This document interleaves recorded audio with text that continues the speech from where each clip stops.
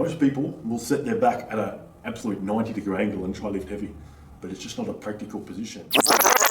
So this one is a shoulder press. It looks a bit weird. Most shoulder presses, you're on a vertical angle, and this one, I'm still pushing at a vertical angle, but the seat position is probably on like a sort of steep incline. I'm going to be pressing like that. I'm going to be working in the 10 to 12 rep range. I'm going to be doing about 3 to 4 sets.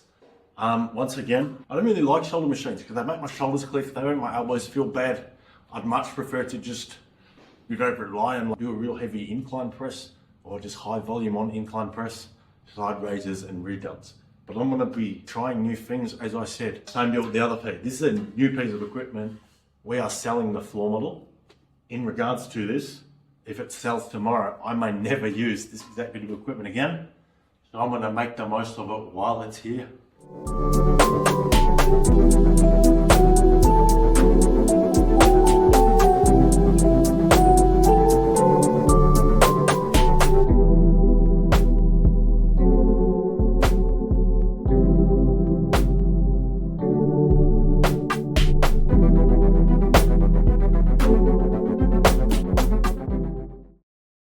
That weight was pretty easy. I might add another 5 each side. In regards to the angle, that one, honestly, it felt pretty good. If I got the seat up sort of low, so there's a little less range, but that's still well below my shoulders, not quite nipple line, but just above. But if I put the seat right up and I was here, I just know that position, it wouldn't feel good. I really don't mind this one. Something else I find with shoulder machines is my shoulders are spaced very wide. The problem with that is when I go to hold them, quite often they're in, and they go even more in as you push them. This one, I didn't feel that. I felt like it was just right. I felt like if you've got a skinnier frame, it would be like a sort of wider press.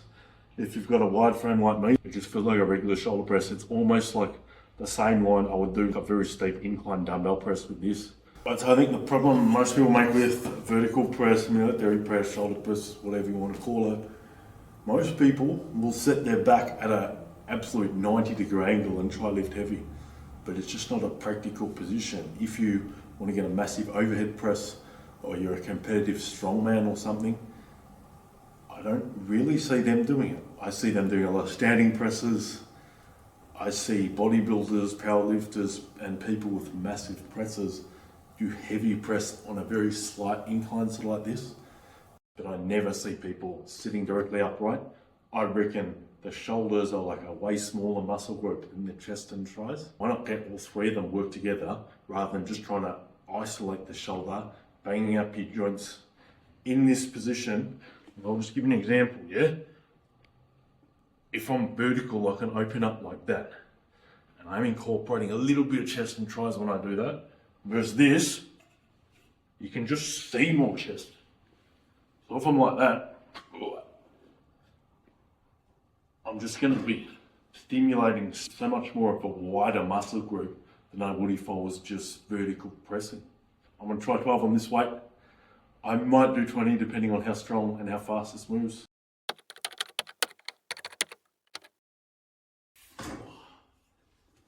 Felt good, still a little light. I'm going to try 20 aside. I believe on machines like this, one thing I don't like about it, when you, not everyone, but personally, when I'm bench pressing heavy or any kind of heavy press, I'll really focus on what my foot position is doing, because I'm always going to create a way more powerful press when my feet are firmly on the ground and my abs are engaged, rather than if I was to have my feet off like that. I can still press okay, but when you're going heavy, it really helps. The problem with these big machines, the poles are always in the way, so we've sort of got to customize it. Also, thumb over, like what I'm doing now, as opposed to thumb under.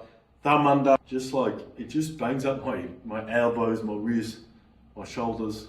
Thumb over doesn't do that. And in a press, like a max bench press or something like that, for safety, thumb under is generally a good idea. But for something like this, if I drop it, the worst thing that's going to happen is it's going to make a loud noise. But that's it. My thumb under, thumb over on this, it doesn't matter. I just do whatever's more comfortable for me, which just happens to be thumb over. In regards to stepping up in weight, I would probably do it I'm feeling strong today.